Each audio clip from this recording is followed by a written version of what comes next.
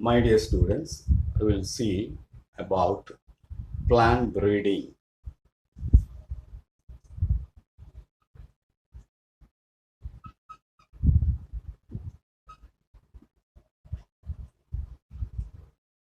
Animals depend on plants. Plants depend on animals. They are interrelated with each other. Without animals, no plants. Without plants, no animals. Like that, they are living. Human beings also coexisted with plants from early time onwards for survival. We get food, fruits, vegetables, many more things from plants. Totally, we are dependent on plants. Our ancestors have selected hundreds of wild plants from various parts of the world. By trial and error, they domesticated plants.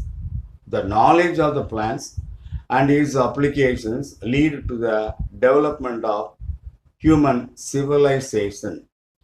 So, the human civilization, we attained the human civilization and the development of the human civilization based on the knowledge of plants and its application with our life and the domestication of the plants.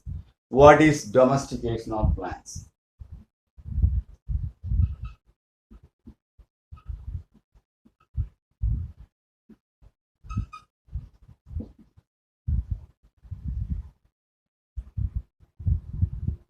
Domestication is a process of bringing plant species under the control of human.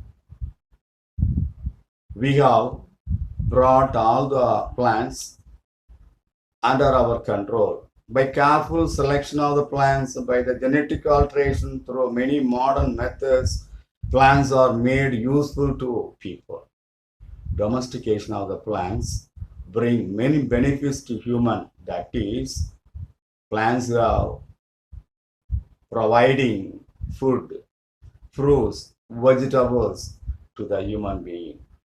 Now you will see the possible changes in the plant species due to domestication. Possible changes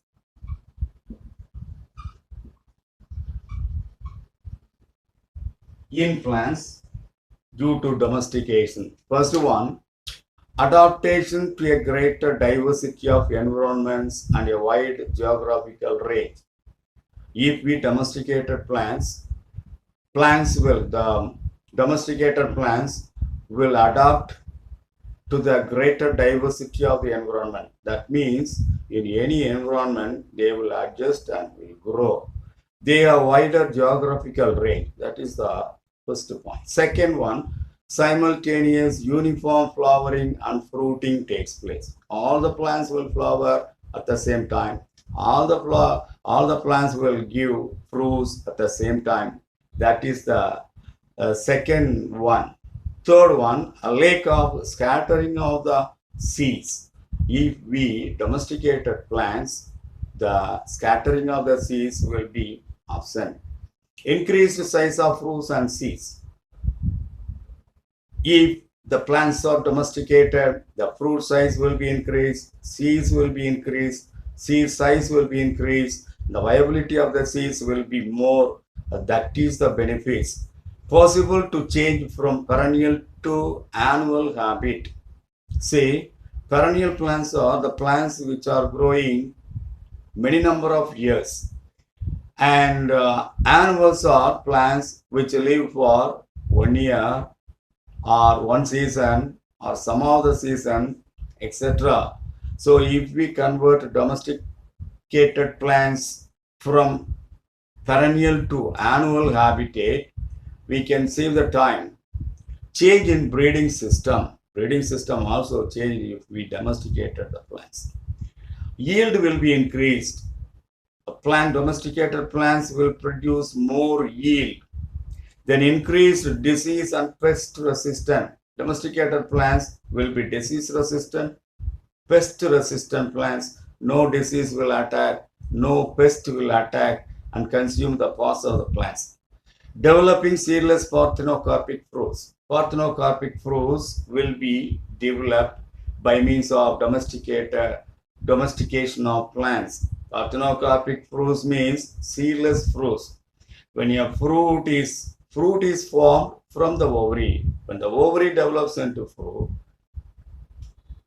by means of fertilization, only with the help of fertilization, due to fertilization, when the ovary develops into fruit, such a fruit is called true fruit. When the ovary develops into fruit with fertilization, that is true fruits. But parthenocarpic fruits are seedless fruits. They develop from ovary only, but without fertilization. When the ovary develops into fruit without fertilization, that is called parthenocarpic fruits.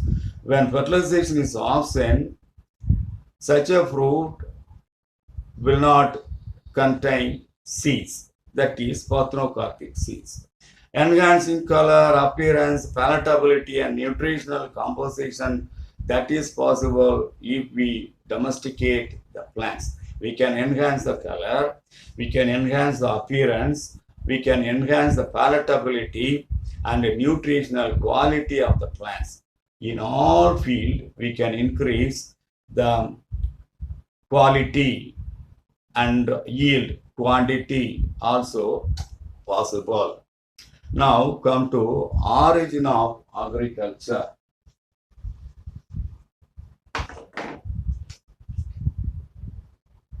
Origin of agriculture.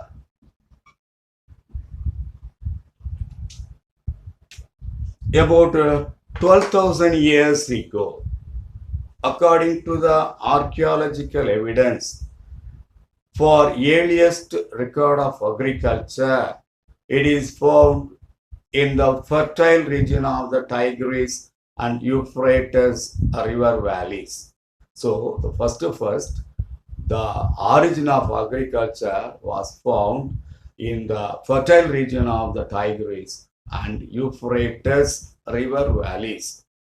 Greek and Roman naturalists like Theophrastus,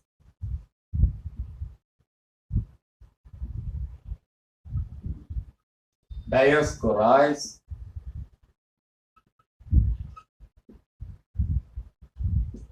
Pliny the Elder, and Galen. These four scientists lay down scientific foundation in understanding origin and domestication of cultivated plants. So that is the origin of agriculture. Before 12,000 years ago, it was found.